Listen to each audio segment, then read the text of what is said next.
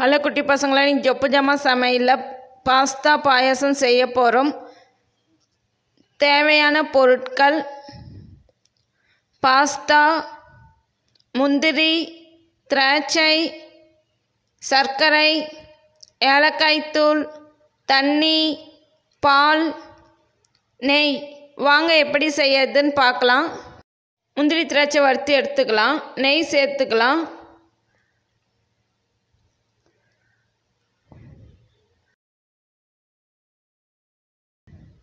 முந்திரி சேர்த்துக்கலாம்.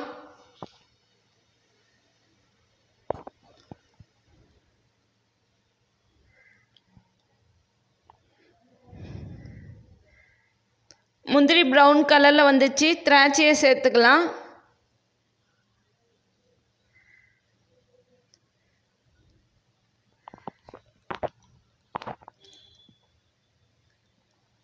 திராட்சை நல்லா பலூன் மாதிரி வந்துருச்சு. இப்போ முந்திரியும் திராட்சையும் வறுத்து வந்துருச்சு. தனியாக ஒரு பிளேட்டில் வச்சிடலாம்.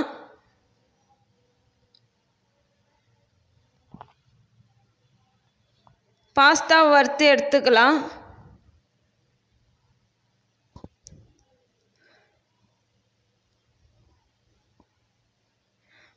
பாஸ்தா வறுத்து வந்துருச்சு. இப்போ தண்ணி சேர்த்துக்கலாம். பாஸ்தாவில் தண்ணி சேர்த்து நல்லா வேக வைக்கலாம் பாஸ்தாவை.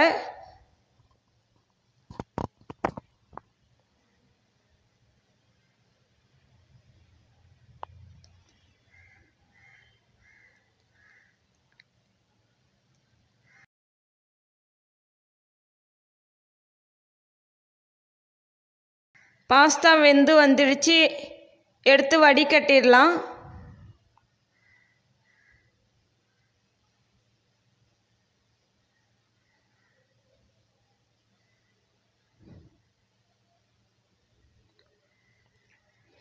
வாங்க பாஸ்தா பாயாசம் செய்யலாம். பால் சேர்த்துக்கலாம். பால் நல்லா கொதிச்சு வரட்டும்.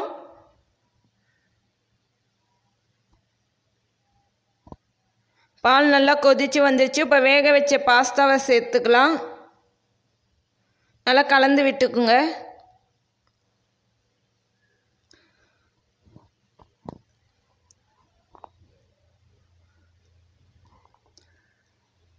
பாஸ்தா கெட்டியாக வந்துருச்சு பாருங்கள். இப்போ சர்க்கரையை சேர்த்துக்கலாம்.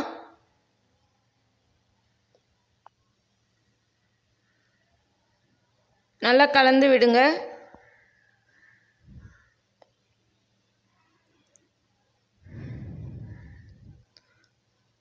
பாஸ்தா பாயசம் ரெடி ஆயிடுச்சு. கடைசியில்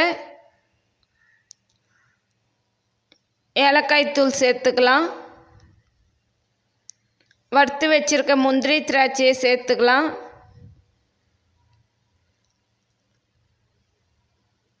பாஸ்தா பாயசம் ரெடி ஆயிடுச்சு.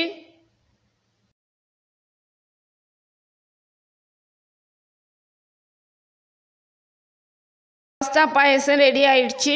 டேஸ்ட் பண்ணி எப்படி இருக்குன்னு சொல்கிறேன்.